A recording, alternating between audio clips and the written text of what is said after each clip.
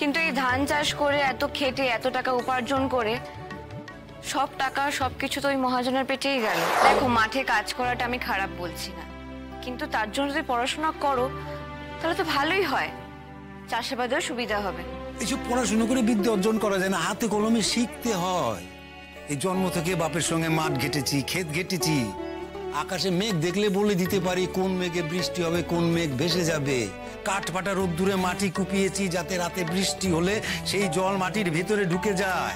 আমি কেন, এই তো এখানকার সব চাষিরাই, এই পরিবারও সেই একই রকম।